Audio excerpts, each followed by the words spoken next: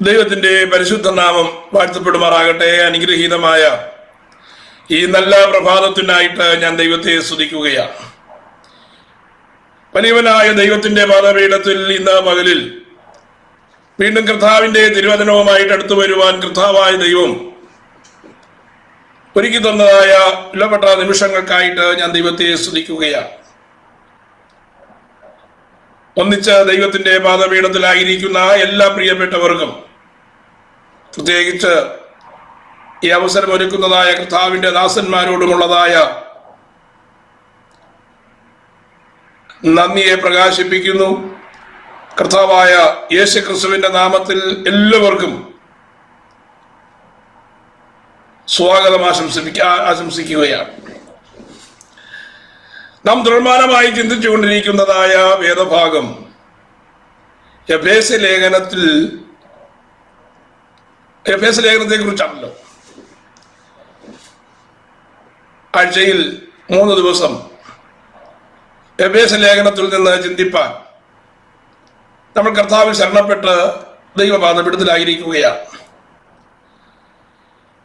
കഴിഞ്ഞ ദിവസം നാം ചിന്തിച്ച് തുടങ്ങിയതായ വിഷയം എഫേസ്യ ലേഖനത്തിന്റെ 1-ാം അധ്യായത്തിന്റെ 4 മുതൽ 6 വരെയുള്ളതായ വാക്യങ്ങളിൽ പ്രസ്താവിച്ചിരിക്കുന്നതായ കാര്യമാണ്.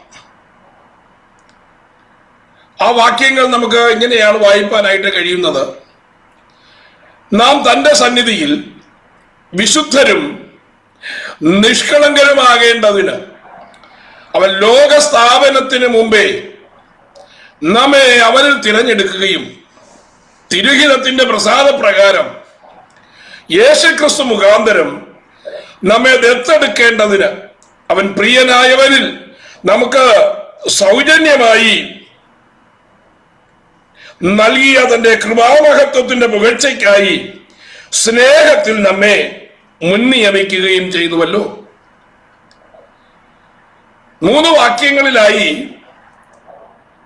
സ്വർഗത്തിലെ സകല ആത്മീയ അനുഗ്രഹങ്ങളാലും നമ്മെ അനുഗ്രഹിച്ചിരിക്കുന്നു എന്ന് 3-ാമത്തെ വാക്യത്തിൽ പൗലോസ് നമ്മെ ഓർപ്പിക്കുന്നത് പോലെ 4-ാമത്തെ വാക്യം മുതൽ ആ സ്വർഗീയ ആത്മീയ അനുഗ്രഹങ്ങൾ എന്തൊക്കെയാണ് എന്ന് പൗലോസ് പറയുകയാണ്. ഈ വായിച്ചതായ വാക്യഭാഗങ്ങളിൽ 3 വാക്യങ്ങൾ ഏക വാചകത്തിലായി പൗലോസ് കുറിച്ചു വച്ചിരിക്കുകയാണ്. വിലപ്പെട്ടതായ 3 അനുഗ്രഹങ്ങൾ നമുക്ക് ഈ വാക്യത്തിൽ കാണുവാനായിട്ട് കഴിയും. അതിൽ 1-ാമത്തത് നാം ക്രിസ്തുവിൽ തിരഞ്ഞെടുക്കപ്പെട്ടവർ ആണെന്നുള്ളതാണ്. 2-ാമത്തെ വിഷയം കർത്താവ് നമ്മെ മുൻനിയമിച്ചിരിക്കുന്നു എന്നുള്ളതാണ് 2-ാമത്തെ വിഷയം. എന്തിനു വേണ്ടിയാണ് മുൻനിയമിച്ചിരിക്കുന്നത്? അത് 3-ാമത്തെ അനുഗ്രഹമായി പൗലോസ് പറഞ്ഞിരിക്കുകയാണ്. നമ്മെ ക്രിസ്തു മുഖാന്തരം ദത്തെടുക്കുവാനായിട്ടാണ് മുൻനിയമിക്കപ്പെട്ടിരിക്കുന്നത്. യേശുക്രിസ്തുവിന്റെ ദൈവത്തിന്റെ പ്രസാദപ്രകാരം യേശുക്രിസ്തു മുഖാന്തരം നമ്മെ ദത്തെടുക്കേണ്ടതിന് മുൻനിയമിച്ചിരിക്കുകയാണ്. അപ്പൊ മുൻനിയമനമാണ് 2-ാമത് വരുന്നത്. 1-ാമത്തെ വിഷയം തിരഞ്ഞെടുപ്പാണ്, 2-ാമത്തെ വിഷയം മുൻനിയമനമാണ്, 3-ാമത്തെ വിഷയം ദത്തെടുക്കൽ പരിപാടിയാണ്. തുടർന്ന് നമുക്ക് 5 അനുഗ്രഹങ്ങളും കൂടെ 1-ാമത്തെ അധ്യായത്തിൽ കാണുവാനായിട്ട് കഴിയും. അത് നാം തുടർമാനമായി ചിന്തിച്ചു വരികയാണ്. കഴിഞ്ഞ ആഴ്ചയിൽ നാം ചിന്തിച്ചതായ വിഷയം തിരഞ്ഞെടുപ്പിനെ കുറിച്ചാണ്. ക്രിസ്തുവിൽ നമ്മെ തിരഞ്ഞെടുത്തത് ആര് മുഖാന്തരമാണ്? ക്രിസ്തുവിലാണ് നമ്മെ തിരഞ്ഞെടുത്തത്. ഈ തിരഞ്ഞെടുപ്പിന്റെ വിവിധ വിഷയങ്ങളാണ് നാം കഴിഞ്ഞ ക്ലാസ്സിൽ ചിന്തിച്ചു തുടങ്ങിയത്. 8 കാര്യങ്ങളാണ് നമുക്ക് തിരഞ്ഞെടുപ്പിനെ കുറിച്ച് മനസ്സിലാക്കുവാനായിട്ട് കഴിയുന്നത്. വളരെ വിശാലമായ ഒരു വിഷയമാണത്. 8 വിഷയങ്ങൾ നമ്മൾ ഈ തിരഞ്ഞെടുപ്പിനെ കുറിച്ച് ചിന്തിക്കുകയാണ്. എന്തൊക്കെയാണ് 8 വിഷയങ്ങൾ? ഒന്ന്, തിരഞ്ഞെടുപ്പ് എന്നാൽ എന്ത്? രണ്ട്, ദൈവത്തിന്റെ തിരഞ്ഞെടുപ്പിന്റെ പ്രത്യേകതയാണ്. മൂന്നാമത്തെ വിഷയം, ആരാണ് നമ്മെ തിരഞ്ഞെടുത്തതെന്നുള്ളത്. നാലാമത്തെ വിഷയം, എങ്ങനെയാണ് നമ്മളെ തിരഞ്ഞെടുത്തത് എന്നുള്ളതാണ്. അഞ്ചാമത്, ആരെയാണ് തിരഞ്ഞെടുത്തത് എന്നുള്ളതാണ് അഞ്ചാമത്തെ വിഷയം. എപ്പോൾ തിരഞ്ഞെടുത്തു എന്നുള്ളതാണ് ആറാമത്തെ വിഷയം. ഏഴാമത്തെ വിഷയം, നമ്മെ എന്തിനായി തിരഞ്ഞെടുത്തു എന്നുള്ളത്. എട്ടാമതായി നാം ചിന്തിക്കുന്നത് ഈ തിരഞ്ഞെടുപ്പിന് അർഹരായ ചിലരെ കുറിച്ച്.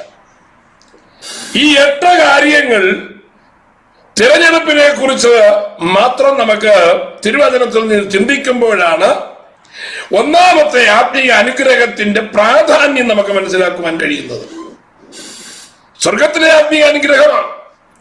നമുക്ക് ഈ തിരഞ്ഞെടുപ്പ് മൂലം ലഭിക്കേണ്ടതായിരിക്കുന്നതായ തുടർമാനമായ കാര്യങ്ങൾ നമുക്ക് ചിന്തിക്കേണ്ടതായിട്ടുണ്ട്. കഴിഞ്ഞ ക്ലാസ്സിൽ നാം 4 വിഷയങ്ങളെ കുറിച്ച് ചിന്തിച്ചു. തിരഞ്ഞെടുപ്പ് എന്നാൽ എന്ത് എന്നുള്ളതിനെ കുറിച്ച് ചിന്തിച്ചു. ദൈവത്തിന്റെ തിരഞ്ഞെടുപ്പിന്റെ പ്രത്യേകത എന്താണെന്ന് ചിന്തിച്ചു. ആരാണ് തിരഞ്ഞെടുത്തത് എന്നുള്ള കാര്യം ചിന്തിച്ചു. എങ്ങനെയാണ് തിരഞ്ഞെടുത്തത് എന്നുള്ളതായ കാര്യവും നാം ചിന്തിക്കുവാനായിട്ടിടയായി. നാം ഇന്ന് ചിന്തിക്കുന്നതായ വിഷയം 5-ാമത്തെ കാര്യമാണ്. ആരെയാണ് തിരഞ്ഞെടുത്തത്? ഈ തിരഞ്ഞെടുപ്പിന് പാത്രീഭൂതരായവരുടെ കാര്യത്തെ കുറിച്ചാണ്. ലോകത്തിൽ ഏതെങ്കിലും ഒരു വിഷയത്തിൽ തിരഞ്ഞെടുപ്പ് വരണമെങ്കിൽ ഏത് കാര്യത്തിന് വേണ്ടിയാണോ തിരഞ്ഞെടുക്കുന്നത് അതിന് തക്കവണ്ണമുള്ളതായ ക്വാളിഫിക്കേഷൻ, ബിരുദം, യോഗ്യത ഉണ്ടായിരിക്കണം.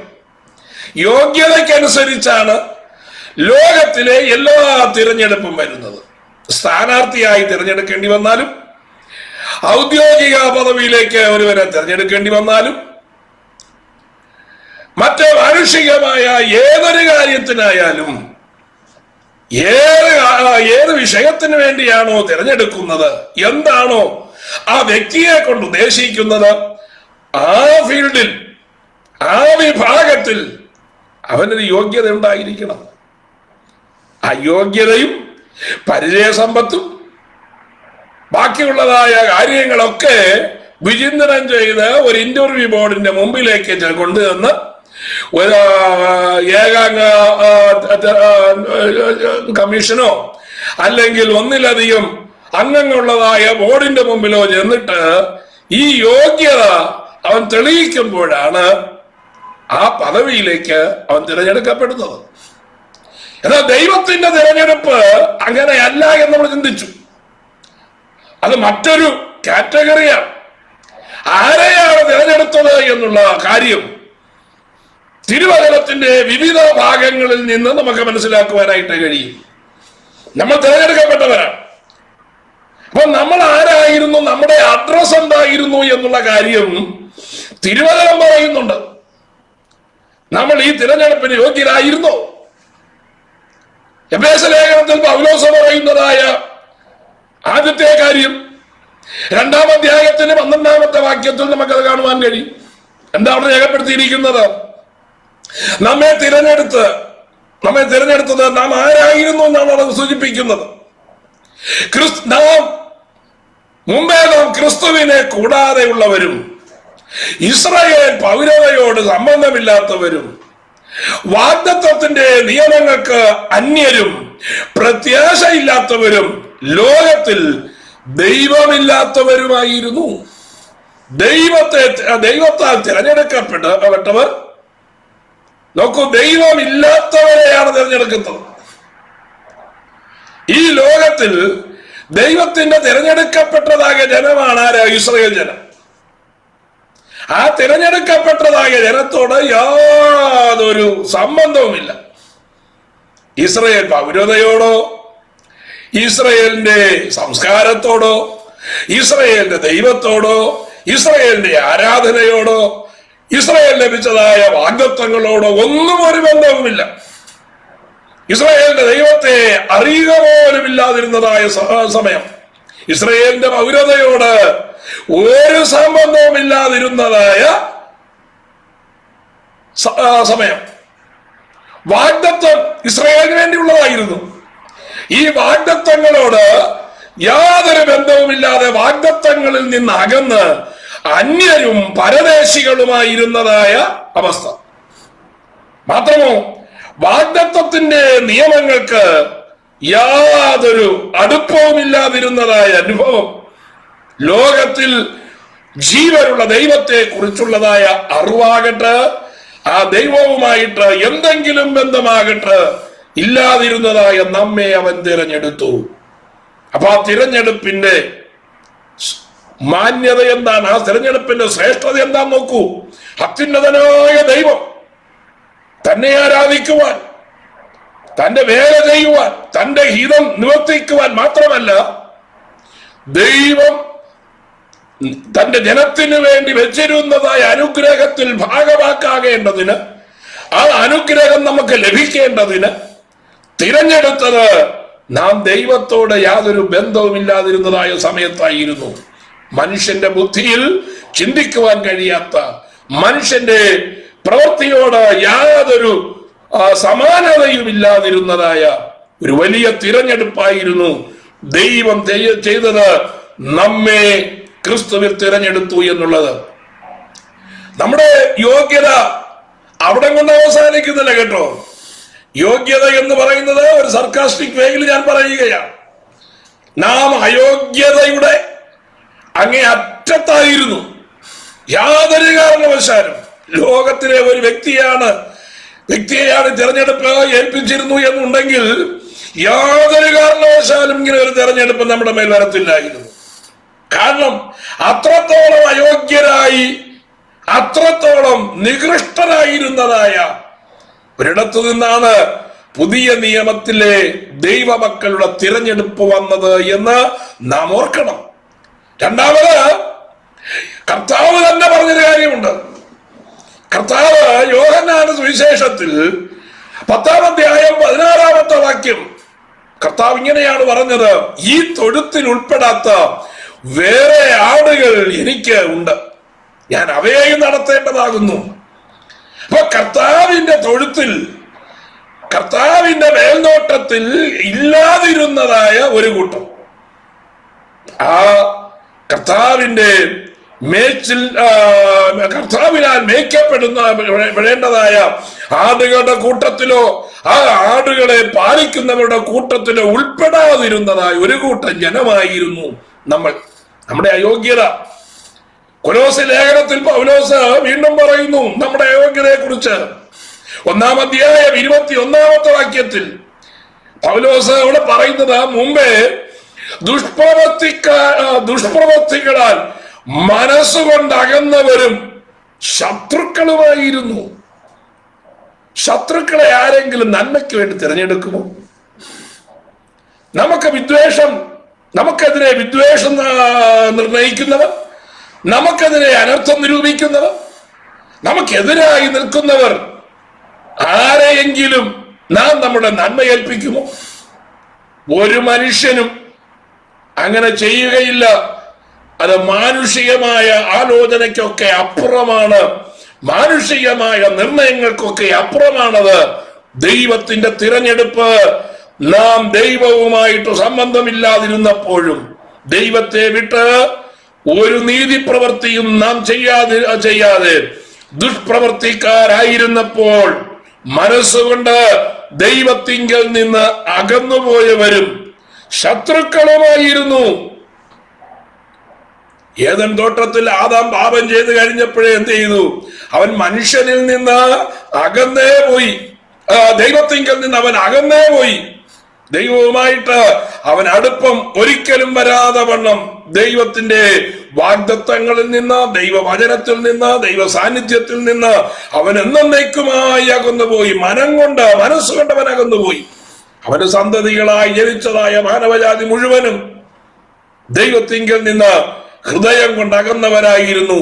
പക്ഷേ അവരെയാണ് ദൈവം തിരഞ്ഞെടുത്തത്. അവരുടെ കൂട്ടത്തിൽ ഈ തിരഞ്ഞെടുപ്പ് നമ്മൾക്ക് വന്നത് ആ തിരഞ്ഞെടുപ്പിന്റെ വിലയെ നാം ആ വിലയുടെ വലിപ്പം മനസ്സിലാക്കേണ്ടതിന് വേണ്ടിയാണ് ഞാനത് പറഞ്ഞത്. അപ്പോസ്തലനായ പത്രോസ് നമ്മുടെ അയോഗ്യതയെ കുറിച്ച് പ്രസ്താവിക്കുന്നു. ഒന്നാമത്തെ ലേഖനം 2-ാം അധ്യായം 10-ാമത്തെ വാക്യത്തിൽ പത്രോസ് പറയുന്നത് ശ്രദ്ധിക്കണമേ. മുമ്പേ നിങ്ങൾ ജനമല്ലാത്തവർ, ഇപ്പോഴോ ദൈവത്തിന്റെ ജനം. മുമ്പേ കരുണ ലഭിക്കാത്തവർ, ഇപ്പോഴോ കരുണ ലഭിച്ചവർ തന്നെ. ഇസ്രായേലിനെ കുറിച്ച് ഹോശേയ പ്രവാചകൻ പറഞ്ഞ കാര്യമാണ് പത്രോസ് പുതിയ നിയമ വിശ്വാസികളെ കുറിച്ച് എടുത്തു പറഞ്ഞിരിക്കുന്നതെന്ന് ഓർമ്മ വേണം. മുമ്പേ ദൈവത്തിന്റെ ജനമല്ലാത്തവരായിരുന്നു, ഇപ്പോൾ നമ്മളെ ആരാക്കി മാറ്റി? ഈ തിരഞ്ഞെടുപ്പ് മൂലം ദൈവത്തിന്റെ സ്വന്തം ജനമാക്കി മാറ്റി. മുമ്പേ നമുക്ക് ദൈവത്തിന്റെ കരുണ ലഭിക്കാത്ത അനുഭവമായിരുന്നു, ഇപ്പോൾ നാം ദൈവത്തിന്റെ കരുണയ്ക്ക് പാത്രീഭൂതരായി. അപ്പൊ ആരെ തിരഞ്ഞെടുത്തു എന്നുള്ളതായ വിഷയം ഒരു യോഗ്യതയുമില്ലാതെ ഈ തിരഞ്ഞെടുപ്പ് വരുവാൻ യാതൊരു വിധത്തിലും സാധ്യതയില്ലാതിരുന്നതായ ജാതികളായിരുന്ന, ദൈവത്തെ അറിയാതിരുന്ന, ദുഷ്പ്രവൃത്തികൾ കൊണ്ട് മനം തഴമ്പിച്ചവരായിരുന്ന, ദൈവത്തിങ്കിൽ നിന്ന് മനസ്സുകൊണ്ടകന്നവരും ദൈവത്തിന്റെ ശത്രുക്കളുമായിരുന്നതായ നമ്മെ ശ്രേഷ്ഠകരമായ ആത്മീയ അനുഗ്രഹം, സ്വർഗത്തിലെ അനുഗ്രഹം, നിത്യതയുടെ അനുഗ്രഹം പ്രാപിപ്പാൻ തിരഞ്ഞെടുത്ത ആ വലിയ തിരഞ്ഞെടുപ്പ് എത്ര ശ്രേഷ്ഠമാണ് എന്ന് ഓർക്കുമ്പോൾ ദൈവത്തെ സ്തുതിപ്പാതിരിപ്പാൻ കഴിയുന്നത് എങ്ങനെ?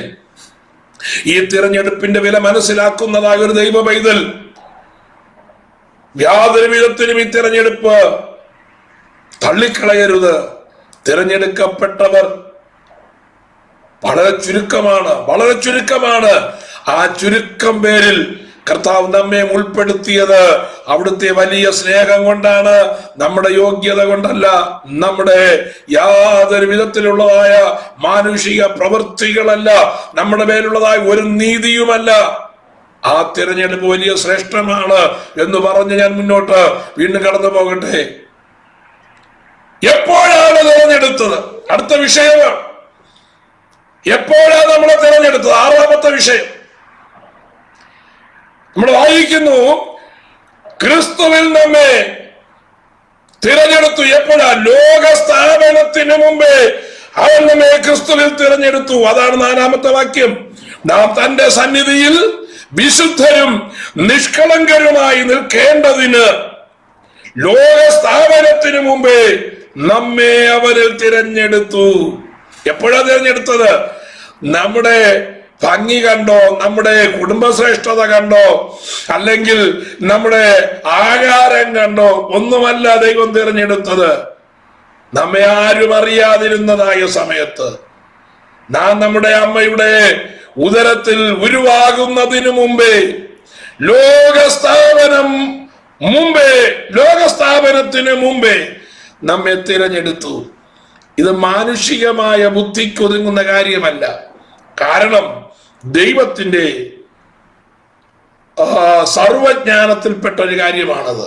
ലോകസ്ഥാപനത്തിന് മുമ്പേ നമ്മെ കണ്ടു എന്ന് പറയുമ്പോൾ, ആദാമിനെ ദൈവം സൃഷ്ടിക്കുമ്പോൾ തന്നെ മനുഷ്യന്റെ ആ ഉൽപ്പത്തിയിൽ തന്നെ ആദാമിൽ നിന്ന് ജനിക്കേണ്ടതായ എല്ലാവരെയും ദൈവം മുന്നമേ കണ്ടു എന്നുള്ളത് ദൈവത്തിന്റെ സർവജ്ഞാനത്തിൽപ്പെടുന്ന കാര്യമാണ്.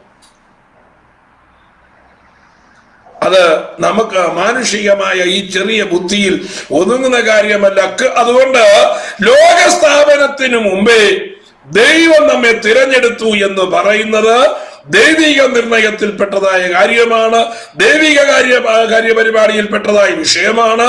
അതുകൊണ്ട് ആ വിഷയത്തുള്ളതായ ബന്ധത്തിൽ നമുക്കത് മനസ്സിലാക്കേണ്ടതിന് വേണ്ടി ലോകസ്ഥാപനം മുതൽ ചെയ്തതായ ചില കാര്യങ്ങളെ കുറിച്ച് ചിന്തിച്ചു കഴിയുമ്പോൾ നമുക്ക് ആ തിരഞ്ഞെടുപ്പിന്റെ ശ്രേഷ്ഠത മനസ്സിലാക്കുവാനായിട്ട് കഴിയും. ലോകസ്ഥാപനത്തിന് മുമ്പേ നമ്മെ തിരഞ്ഞെടുത്തു എന്നാണ് വാക്യത്തിൽ.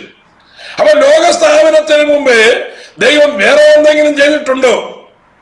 അത് നാം ചിന്തിക്കുമ്പോൾ നമുക്ക് അതിന്റെ അർത്ഥം, അതിന്റെ നാളങ്ങൾ മനസ്സിലാക്കുവാനായിട്ട് കഴിയും. ലോകസ്ഥാപനത്തിന് മുമ്പേ ദൈവം ചെയ്തതായ ചില കാര്യങ്ങൾ, ലോകസ്ഥാപനത്തിങ്കലോ ലോകസ്ഥാപനം മുതലോ ലോകസ്ഥാപനത്തിന് മുമ്പെയോ ദൈവം ചെയ്തതായ ചില കാര്യങ്ങൾ നമുക്ക് വേഗത്തിൽ ചിന്തിച്ച് ഈ ഭാഗത്തേക്ക് മടങ്ങി വരാം. മത്തായിയുടെ സുവിശേഷത്തിലേക്ക് വരുമ്പോ കർത്താവ് അനേകം ഉപമകളെ കുറിച്ച് പറയുന്നതായ അധ്യായമാണ് 13-ാമത്തെ അധ്യായം.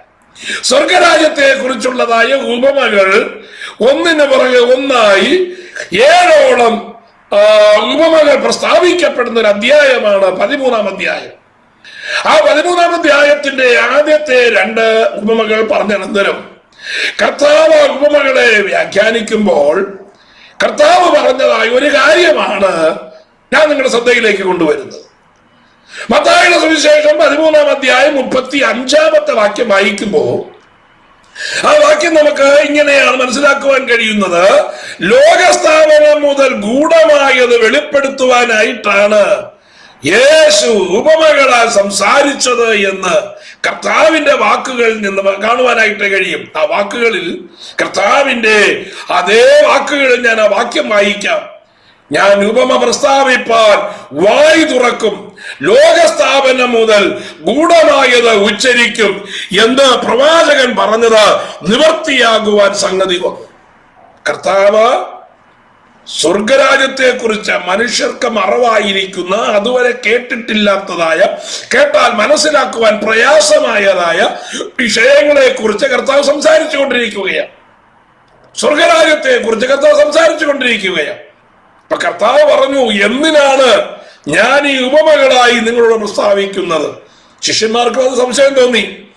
കർത്താവെ, എന്താണ് അങ്ങ് ഉപമകളായി പറയുന്നത് എന്ന് അവരും കർത്താവിനോട് ചോദിക്കും. അപ്പൊ കർത്താവ് പറഞ്ഞത്, ഞാൻ ഉപമകളായി സംസാരിപ്പാൻ കാരണമുണ്ട്. കാരണം ഇതൊരു ന്യായപ്രമാണ നിവർത്തിയാണ്. എന്റെ ശുശ്രൂഷയുള്ളതായ ബന്ധത്തിൽ ഞാൻ ഉപമകളായി ഉപമ പ്രസ്താവിപ്പാൻ വായ് തുറക്കും, ലോകസ്ഥാപനം മുതൽ ഗൂഢമായത് സംസാരിക്കും. അപ്പൊ കർത്താവ് ലോകത്തിലേക്ക് വന്നത് ലോകസ്ഥാപനം മുതൽ രഹസ്യമായിരുന്ന, മറവായിരുന്നതായ കാര്യങ്ങൾ സംസാരിക്കുവാൻ ശിഷ്യന്മാർക്ക് ലോകത്തിന് അത് വെളിപ്പെടുത്തി കൊടുക്കുവാനായിട്ടാണ് കർത്താവ് വന്നത്. അപ്പൊ ലോകസ്ഥാപനം മുതലേ എന്തുണ്ട്? ഗൂഢമായതുണ്ട്. അപ്പൊ ലോകസ്ഥാപനം മുതൽ ഗൂഢമായ കാര്യങ്ങൾ കർത്താവിന്റെ പ്രത്യക്ഷതയിൽ, അഥവാ 1-ാമത്തെ പ്രത്യക്ഷതയിലാണ് ലോകത്തിന് അത് തുറന്നു കിട്ടിയത്. അതാണ് ലോകസ്ഥാപനത്തിന് മുമ്പേ ദൈവം ചെയ്തതായ